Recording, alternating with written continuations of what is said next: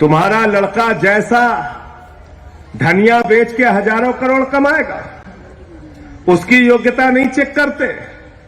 उसको बीसीसीआई का सचिव बना दिया, बेटा हजारों करोड़ क्रिकेट के नाम पे लूटो, अमित शाह के बेटे हो, चिंता करने की जरूरत नहीं।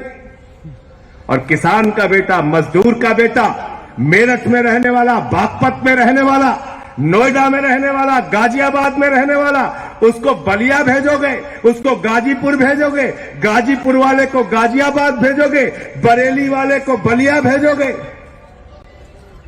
मुझे शर्म आती है उत्तर प्रदेश की आदित्यनाथ की सरकार पे। नौजवानों कभी आपने सोचा आपका पैसा गया कहां? किसानों ने जो पैसा बैंक में जमा किया, मजदूरों ने जो पैसा बैंक में जमा किया, कर्मचारियों ने जो पैसा बैंक में जमा किया, छोटे व्यापारियों ने जो पैसा बैंक में जमा किया, रेहड़ी पटरी वालों ने जो पैसा बैंक में जमा किया, वो पैसा नरेंद्र मोदी ने उठाया। बोले बेटा अडानी तू ले जा, बेटा अंबानी तू ले जा, बेटा ललित मोदी तू ले जा, बेटा नितिन संदेशरा तू ले जा, बेटा नीरव मोदी तू ले जा। बारे बाबा योगी जी, उत्तर प्रदेश के अंदर अंगूठा टेक व्यक्ति उत्तर प्रदेश का मुख्यमंत्री बन सकता है, उसके लिए कोई योग्यता नहीं। बाबा जी पढ़े लिखे, मैं उनकी पढ़ाई लिखाई पे सवाल नहीं उठा रहा। पता चला 47 लाख बच्चों ने, 47 लाख युवाओं ने फॉर्म भरा पीटी का। 47 लाख युवाओं ने, और उन 47 लाख युवाओं को यह कहा गया कि पीटी की परीक्षा पास करनी पड़ेगी। युवाओं ने कहा क्यों पास करनी पड़ेगी? बोले तुम्हें अपनी योग्यता साबित करनी है। तुम लेखपाल बनने के काबिल हो कि नहीं हो, तुम क्लर्क बनने के काबिल हो कि नहीं हो, तुम अधीनस्थ चयन सेवा आयोग की भर्ती में सेलेक्ट होने के काबिल हो कि नहीं हो, पहले इसकी परीक्षा दो, तब लेखपाल की परीक्षा दे। पता है आपको, यह है पीटी की परीक्षा। पीटी की परीक्षा से कोई नौकरी नहीं मिलेगी आपको। पीटी की परीक्षा से इस उत्तर प्रदेश के नौजवानों को अपनी योग्यता साबित करनी है कि वो लेखपाल बनने के काबिल है। बारे बाबा योगी जी, उत्तर प्रदेश के अंदर अंगूठा टेक व्यक्ति उत्तर प्रदेश का मुख्यमंत्री बन सकता है, उसके लिए कोई योग्यता नहीं। बाबा जी पढ़े लिखे, मैं उनकी पढ़ाई लिखाई पे सवाल नहीं उठा रहा। लेकिन अगर आप पूछे यूपी के मुख्यमंत्री की योग्यता क्या है, सरकार कहती है अंगूठा टेको तब भी बन सकता है। पूछे शिक्षा मंत्री बनने की योग्यता क्या है, सरकार कहती है अंगूठा टेक है फिर भी शिक्षा मंत्री बन सकता है। स्वास्थ्य मंत्री बनने की योग्यता क्या है, अंगूठा टेक है तब भी मुख्यमंत्री स्वास्थ्य मंत्री बन सकता है। अरे उच्च शिक्षा का, विश्वविद्यालय का मंत्री बनने की योग्यता क्या है, अंगूठा टेक है फिर भी बन सकता है। सांसद बनने की योग्यता क्या है, डॉक्टर महेश शर्मा जी ने कहा अंगूठा टेक है फिर भी बन सकता है। अरे विधायक बनने की योग्यता क्या है, बोले अंगूठा टेक है फिर भी बन सकता है। अच्छा सब कुछ छोड़ो, प्रधानमंत्री बनने की योग्यता क्या, बोले अंगूठा टेक है फिर भी बन सकता है। संजय सिंह, मैं नौजवान साथियों आपसे पूछना चाहता हूं, कोई योग्यता है क्या? प्रधानमंत्री बनने के लिए कोई योग्यता है? कोई योग्यता है? कोई परीक्षा पास करनी पड़ती है? विधायक बनने के लिए कोई परीक्षा पास करनी पड़ती है? सांसद बनने के लिए कोई परीक्षा पास करनी पड़ती है? शिक्षा मंत्री, स्वास्थ्य मंत्री, मुख्यमंत्री बनने के लिए कोई परीक्षा पास करनी पड़ती है? नहीं करनी पड़ती है, नहीं करनी पड़ती, नहीं करनी पड़ती। लेकिन एमए करके, पीएचडी करके, बीए पास करके, बीकॉम करके, इंजीनियरिंग करके भी अगर आपको लेखपाल बनना है तो सरकार पूछती है तुम्हारे अंदर योग्यता है कि नहीं, पहले पीटी का एग्जाम दो। इसलिए ये पीटी का एग्जाम नौजवानों का शोषण है। मैं चाहता हूं युवक विंग के लोग लखनऊ के अंदर आंदोलन करें, अनशन करें, प्रदर्शन करें, छात्र विंग के लोग इनके साथ मिलकर आंदोलन करें। ये पीटी का एग्जाम बंद होना चाहिए। हम कोई पीटी का एग्जाम नहीं देंगे। बताओ बंद होना चाहिए कि नहीं होना चाहिए? तुम्हारा लड़का जैसा धनिया बेच के हजारों करोड़ कमाएगा, उसकी योग्यता नहीं चेक करते। उसको बीसीसीआई का सचिव बना दिया, बेटा हजारों करोड़ क्रिकेट के नाम पे लूटो, अमित शाह के बेटे हो, चिंता करने की जरूरत नहीं। और किसान का बेटा, मजदूर का बेटा, मेरठ में रहने वाला, बागपत में रहने वाला, नोएडा में रहने वाला, गाजियाबाद में रहने वाला, उसको बलिया भेजोगे, उसको गाजीपुर भेजोगे, गाजीपुर वाले को गाजियाबाद भेजोगे, बरेली वाले को बलिया भेजोगे। मुझे शर्म आती है उत्तर प्रदेश की आदित्यनाथ की सरकार पे, जो हमारे नौजवानों को जानवरों की तरह गाड़ी में भर के, बसों में भर के पिछले 2 दिनों से परीक्षा केंद्रों पर जाना पड़ रहा है। 1-1 हजार किलोमीटर दूर जाना पड़ रहा है। अरे ऐसे तो जानवर भी नहीं जाते जैसे तुम नौजवानों को लेकर जा रहे हो। आदित्यनाथ जी, मैं पूछना चाहता हूं, नरेंद्र मोदी की रैली होती है, खाने का पैकेट देते हो, बस का किराया देते हो, ट्रेन का किराया देते हो। रैली होती है तो 5 स्टार का स्वागत देते हो, लेकिन जब नौजवान अपनी एक छोटी सी नौकरी के लिए परीक्षा देने के लिए जाता है, और परीक्षा भी नौकरी के लिए नहीं, नौकरी के काबिल है कि नहीं है इसकी योग्यता की परीक्षा देने जाता है, तो उसका शोषण करते हो। 200 रुपए फार्म के ले लिए बाबा जी ने। सोचो 37 लाख बच्चों ने अगर 2000 रुपए भी एवरेज खर्चा किया इस परीक्षा को देने के लिए, तो करीब करीब 740 करोड़ रुपए इस उत्तर प्रदेश के नौजवानों का लूट लिया गया। कितना लूटा गया? 740 करोड़ रुपए लूट लिया गया। दिन दहाड़े डकैती। लेकिन भाजपाइयों के पास जब इनसे आप सवाल पूछे, नौजवानों को रोजगार दे दो, आत्महत्या कर रहे, सरकार कहती है पैसा नहीं है। किसान को फसल का दाम दे दो, आंदोलन कर रहे, सरकार कहती है पैसा नहीं है। अरे जमीन का मुआवजा दे दो, आत्महत्या कर रहे हैं, सरकार कहती है पैसा नहीं है। महंगाई बहुत बढ़ गई, महंगाई कम कर दो, सरकार कहती है पैसा नहीं है। अरे कैंसर की दवा पे टैक्स लगा दिया, डीजल पेट्रोल महंगा कर दिया, गैस का सिलेंडर महंगा कर दिया, कुछ तो सस्ता कर दो मोदी जी, सरकार कहती है पैसा नहीं है। ये पैसा गया कहां आपका? नौजवानों, कभी आपने सोचा आपका पैसा गया कहां? किसानों ने जो पैसा बैंक में जमा किया, मजदूरों ने जो पैसा बैंक में जमा किया, कर्मचारियों ने जो पैसा बैंक में जमा किया, छोटे व्यापारियों ने जो पैसा बैंक में जमा किया, रेहड़ी पटरी वालों ने जो पैसा बैंक में जमा किया, वो पैसा नरेंद्र मोदी ने उठाया। बोले बेटा अडानी तू ले जा, बेटा अंबानी तू ले जा, बेटा ललित मोदी तू ले जा, बेटा नितिन संदेशरा तू ले जा, बेटा नीरव मोदी तू ले जा।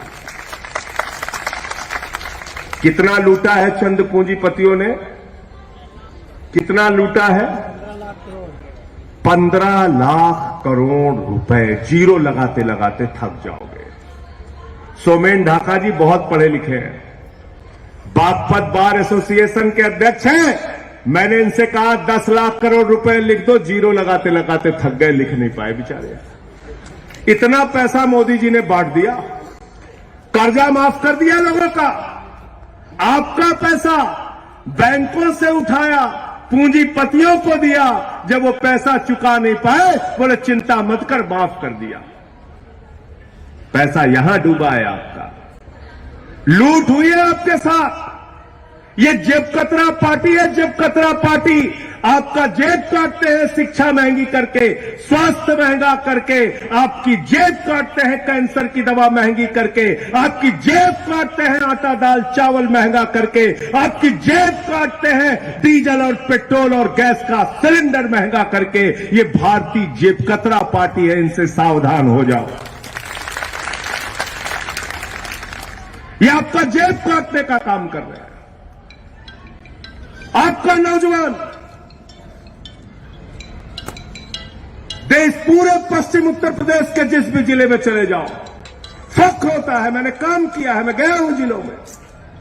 किसी भी गांव के अंदर घुसो तो वहां एक वीर शहीद के नाम पे गेट बना रहता है। मैं पूछता हूं कौन है, कहते हैं इसी गांव के शहीद हैं, सेना में थे, शहीद हो गए। उनके मां बाप से मिलने जाओ तो सीना चौड़ा हो जाता है। हमारा बेटा सेना में था, देश के लिए शहीद हुआ। किसान का बेटा, मजदूर का बेटा भारत माता की रक्षा करने के लिए शहीद हो जाता है। सियाचिन में -45 डिग्री 50 डिग्री टेम्परेचर में नौकरी करता है। जैसलमेर में +50 डिग्री टेम्परेचर में नौकरी करता है। वो नौजवान जो भारत माता के लिए मरने मिटने का जज्बा रखता है, ये अशोक कमांडो जैसे नौजवान जिन्होंने कारगिल के युद्ध में शिरकत की, भारत माता की रक्षा के लिए लड़ाई लड़ने का काम किया।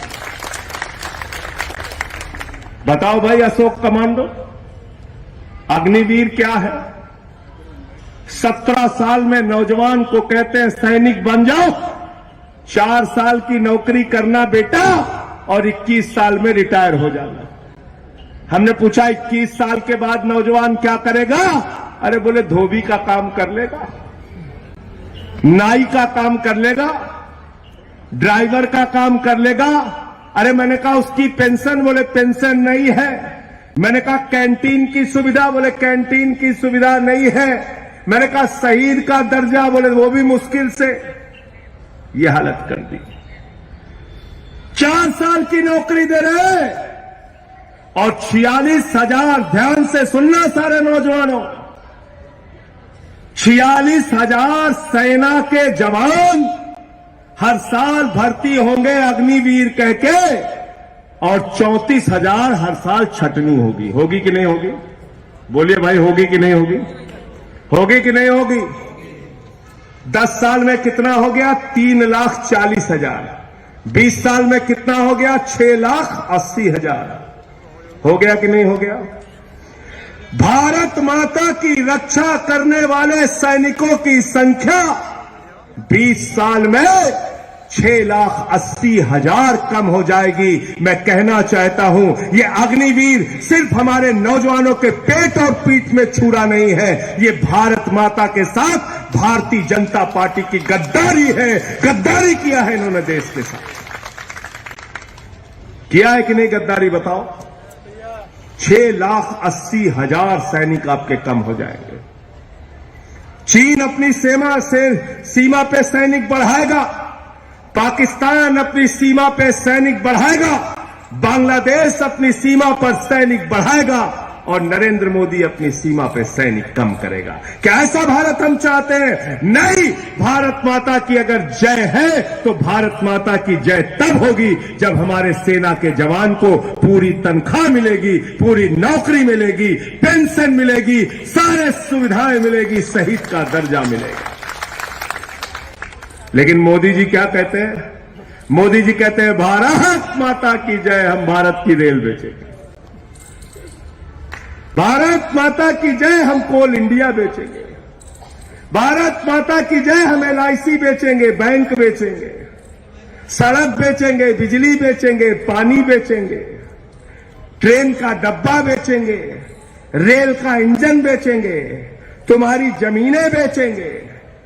और भारत माता की जय लगा के भारत को बेचने का काम भारत के प्रधानमंत्री कर रहे हैं। और अरविंद केजरीवाल कहते हैं भारत माता की जय, हम बच्चों के लिए स्कूल बनवाएंगे।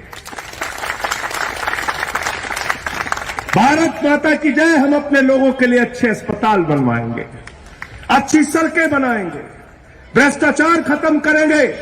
और तब भारत माता की जय होगी जब हमारे लोगों को अच्छी शिक्षा, अच्छे स्वास्थ्य की व्यवस्था होगी, तब भारत माता की जय होगी। आम आदमी पार्टी ये कहती है। इसलिए आपसे कहना चाहता हूं दोस्तों कि इनकी नफरत की राजनीति के चक्कर में अब मत पड़ो। देश का बहुत नुकसान कर दिया इन लोगों ने। जो लोग बुलडोजर पे ताली बजा रहे थे, पता चला उनके भी घर पे बुलडोजर चल गया। ये बुलडोजर किसी का सगा नहीं है। बुलडोजर किसी का सगा नहीं है। ये तुम्हारी सौतेली मां है, जब चाहेगी तुम्हारी पिटाई कर देगी, तुम्हारे ऊपर तुम्हारे पेट पे लात मार देगी। इससे सावधान हो जाओ, खुश मत हो। किसी पे बुलडोजर अच्छा मुसलमान पे चल रहा है, चलो ताली बजाओ। अच्छा बगल के पड़ोसी पे चल रहा है, चलो ताली बजाओ। फिर क्या होता है? फिर अपने घर पहुंच गया बुलडोजर, फिर रोने लगते हैं लोग। रोते नहीं रोते। हमें बुलडोजर की राजनीति नहीं चाहिए, हमको न्याय चाहिए, कानून व्यवस्था की राजनीति चाहिए। कानून व्यवस्था कायम करो। आज क्या हो रहा है उत्तर प्रदेश में? ललितपुर के अंदर एक बेटी का गैंग रेप होता है। बेटी थाने पहुंचती है, थानेदार से कहती है हमारे साथ गैंग रेप हो गया, दुष्कर्म हो गया। थानेदार उसकी एफआईआर नहीं लिखता, उस बेटी के साथ फिर से बलात्कार करता है। जब रक्षक ही भक्षक बन जाएगा तो बताओ बाबा जी हमारे बेटियों को न्याय कैसे मिलेगा? कानून व्यवस्था दुरुस्त कैसे होगी? सेल्फी विद सरकारी स्कूल चलाया हमारे यूथ विंग के, हमारे पार्टी के साथियों ने। ऐसे ऐसे सरकारी स्कूल दिखाए, आपकी आंखों से आंसू आ जाएगा। बच्चे नमक रोटी खा रहे हैं, बच्चे सूखा भात नमक खा रहे हैं, बच्चे टूटी छतों के नीचे बैठे। अभी अलीगढ़ के अंदर छत गिर गई बच्चों के ऊपर, 5 बच्चे घायल हैं, 2 के पैर टूट गए। जागिए साथियों, जागिए। इस नफरत की राजनीति से आगे निकल के आइए, बाहर निकल के आइए। ऐसी व्यवस्था उत्तर प्रदेश में नहीं चलनी चाहिए कि आदित्यनाथ का मंत्री हजारों करोड़ की लूट करेगा और हमारे आपके बच्चे सरकारी स्कूलों में नमक रोटी खाएंगे। अगर ऐसा होगा तो इसके खिलाफ आम आदमी पार्टी का एक एक नौजवान कार्यकर्ता सड़कों पर उतर के लड़ाई लड़ने का काम करेगा। बड़े सवाल पैदा करने होंगे। और नौजवानों, तुम अपना इतिहास याद रखना। तुमने लड़ाई लड़ी, अपने प्राणों की आहुति दी तो ये मुल्क आजाद हुआ। तुमने लड़ाई लड़ी तो जब इस देश के अंदर इमरजेंसी हुई तो देश की जेलों को नौजवानों ने भरा। 75 से लेकर 77 तक 2 साल तक इस देश का युवा जेलों में रहा, लाठियां खाई, लेकिन आपातकाल को खत्म करने का काम किया। देश में दूसरी आजादी लाई। आसाम के अंदर छात्र आंदोलन चला तो देश के सबसे युवा मुख्यमंत्री बने प्रफुल्ल कुमार महंतो। 30 साल में आसाम के मुख्यमंत्री बन गए। यह है आपकी ताकत। फ्रांस की क्रांति को उठा के देख लेना, रूस की क्रांति को उठाकर देख लेना, पूरे दुनिया की क्रांति को उठा के देख लेना। जब नौजवानों ने अंगड़ाई ली है तो बड़ी से बड़ी सत्ता को उखाड़ कर फेंक दिया। इसलिए आपसे कहना चाहता हूं, बड़े सवालों पर लड़िए, बड़े सवालों पर लड़िए। शहीद आजम भगत सिंह युवा थे, शहीद चंद्रशेखर आजाद युवा थे, राम प्रसाद बिस्मिल युवा थे, राजेंद्र लाड़ी जी युवा थे, अशफाक उल्लाह जी युवा थे।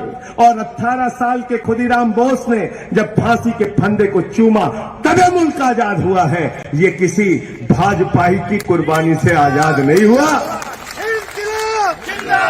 याद रखना इस बात को। ये भाजपाई जिस विचारधारा को मानते हैं, 52 साल तक इन्होंने नागपुर के मुख्यालय पर आरएसएस के तिरंगा झंडा नहीं फहराया। और 2 नौजवानों ने 1 साल तिरंगा फहरा दिया तो 11 साल मुकदमे चलाए उनके ऊपर। यह है भाजपा, यह है भाजपा। इनके नेता श्यामा प्रसाद मुखर्जी फजलुल हक की सरकार में, बंगाल के अंदर मुस्लिम लीग की सरकार में उप मुख्यमंत्री थे। अंग्रेज गवर्नर को चिट्ठी लिखी थी, इस गांधी जी के इस आंदोलन को कुचल देना चाहिए। यह है इनका इतिहास। इसलिए ये देशभक्ति की बात करते हैं, जिनका राष्ट्रीय अध्यक्ष रक्षा सौदे में दलाली खाते हुए कैमरे पर पकड़ा गया, जो लोग अफजल गुरु को शहीद मानने वाली पीडीपी के साथ मिलकर कश्मीर में सरकार बनाते हैं, जो लोग पठानकोट में पाकिस्तान की आईएसआई को बुलाकर हमारे शहीदों की जांच कराते हैं, वो देशभक्त नहीं हो सकते। मैं कहना चाहता हूं,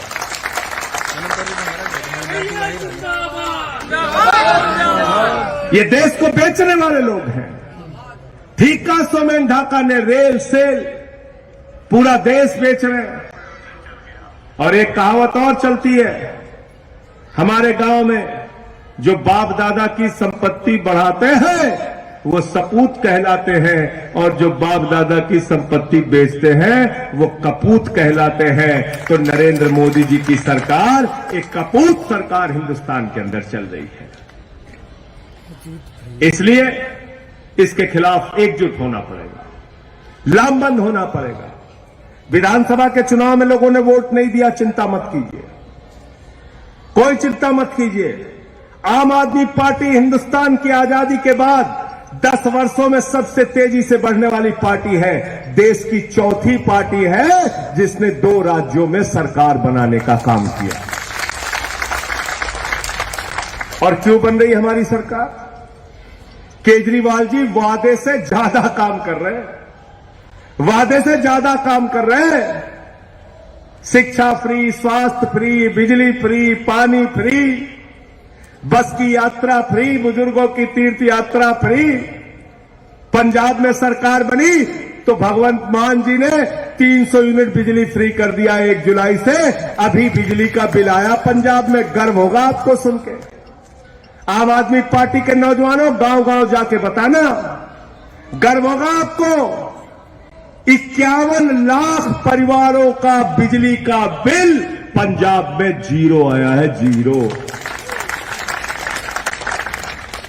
और महंगाई की दर दिल्ली में देश के अंदर सबसे कम है। गुजरात में है 7.8 और दिल्ली में है 4.6। हम सब कुछ फ्री देते हैं अपने लोगों को, आम आदमी को, तो महंगाई कम करते हैं। मोदी जी अडानी को लाखों करोड़ रुपए का कर्जा देते हैं तो अपने दोस्त को अमीर बनाते हैं। हम दोस्तों को अमीर बनाने नहीं आए, हम आम आदमी की जिंदगी में राहत देने के लिए।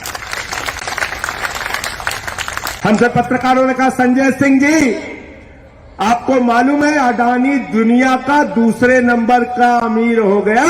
मैंने कहा हां मुझे पता है, अडानी 2 नंबर ही हो गया। बाप नंबरी तो बेटा, बाप नंबरी तो बेटा 10 नंबरी। अडानी का राजनीति में बाप कौन है? मोदी जी, मोदी जी। आप सोचिए एक आदमी के बारे में, 2014 में उसकी संपत्ति थी 37,000 करोड़, 2018 में उसकी संपत्ति थी 59,000 करोड़, 2020 में उसकी संपत्ति हुई 2.5 लाख करोड़। और जब कोरोना में पूरा हिंदुस्तान, पूरी दुनिया मर रही थी, लाशें बिछी हुई थी शमशानों में, उन 2 सालों में अडानी की संपत्ति हो गई 13.5 लाख करोड़ रुपए। कितनी हो गई? 13.5 लाख करोड़, 13.5 लाख करोड़। और सभाजीत सिंह से मैंने पूछा आज गाड़ी में, मैंने कहा भैया बैंक का कर्जा तभी लियो? कहन हाँ पढ़ रहे थे तो ले कोशिश किए। हम कहे कितना? कहन 2.5 लाख। हम कहे मिल गवा? कहन चप्पल घिस गई, कर्जा नहीं मिला, कर्जा नहीं मिला इनको, 2.5 लाख रुपए का कर्जा नहीं मिला। मोदी के दोस्त अडानी, जिसके जहाज से मोदी जी घूमते हैं, उसको बैंक का कर्जा मिला है 2.5 लाख करोड़ रुपया। कितना? 2.5 लाख करोड़। और उसकी अकेले का कर्जा कितना माफ किया है? 72,000 करोड़ रुपए, 72,000 करोड़। ये ओमवीर जी बैठे हैं बाप पद से, 72,000 रुपए माफ कर देंगे तुम्हारा बाबा जी? करेंगे? नहीं करेंगे। उनका 72,000 करोड़ माफ हो गया, माफ हो गया। ये दोहरी व्यवस्था हिंदुस्तान में चल रही है। आज मैंने एक नया ज्ञान सुना भाजपाइयों का, वो ज्ञान आपको सुना के मैं अपनी बात खत्म करूंगा। पहली बात तो हमारे नरेंद्र मोदी जी का, अगर झूठ बोलने के मामले में कंपटीशन हो जाए तो पूरे दुनिया में कोई उनसे जीत नहीं पाएगा। पूरे दुनिया में नंबर 1 के प्रधानमंत्री आएंगे हमारे प्रधानमंत्री मोदी जी। कहने लगे बाबा गुरु नानक देव, बाबा गोरखनाथ जी और कबीर जी एक साथ मीटिंग करते थे।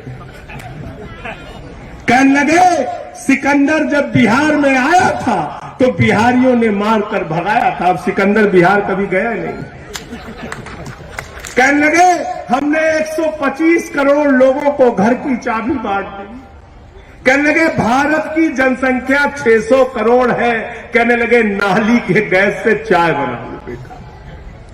यह है मोदी जी। और आज उनसे भी 4 गुना आगे हमारी वित्त मंत्री जी, उन्होंने कहा, लोगों ने कहा भाई रुपया गिर रहा है, डॉलर के मुकाबले रुपया हो गया 83 का, तो वित्त मंत्री जी ने कहा रुपया गिर नहीं रहा है, डॉलर मजबूत हो रहा है। रुपया गिर नहीं रहा है, डॉलर मजबूत हो रहा है। बिट्टू त्यागी से मैंने कहा डीजल महंगा नहीं है, डीजल खरीदने के लिए तुम्हारे पास पैसा नहीं है। छवि जी से मैंने कहा पेट्रोल महंगा नहीं हुआ, पेट्रोल खरीदने के लिए तुम्हारे जेब में पैसे की कमी हो गई। अशोक कमांडो को मैंने कहा अरे आटा दाल चावल महंगा नहीं है, तुम्हारे घर में पैसा नहीं है आटा दाल चावल खरीदने के लिए। पंकज अवाना को कहा क्यों चिल्लाते हो, कैंसर की दवा, टीबी की दवा, हार्ट की दवा महंगी नहीं। वित्त मंत्री जी कह रही है कि तुम्हारे पास दवा खरीदने का पैसा नहीं, कमी तो तुम्हारी है, उनकी क्या कमी है। उन्होंने तो सिर्फ महंगाई बढ़ाया, सोमेंद्र जी महंगाई बढ़ाया। अब महंगाई झेलने की क्षमता आप में नहीं है, ये आपकी कमी है, उनकी कमी नहीं है। सुना ज्ञान आपने, ये है हमारी वित्त मंत्री का ज्ञान। हमने कहा हाँ वित्त मंत्री जी आप बिल्कुल ठीक कह रही हैं, हम रो नहीं रहे हैं, हमारे अंदर आंसू रोकने की क्षमता कम हो गई।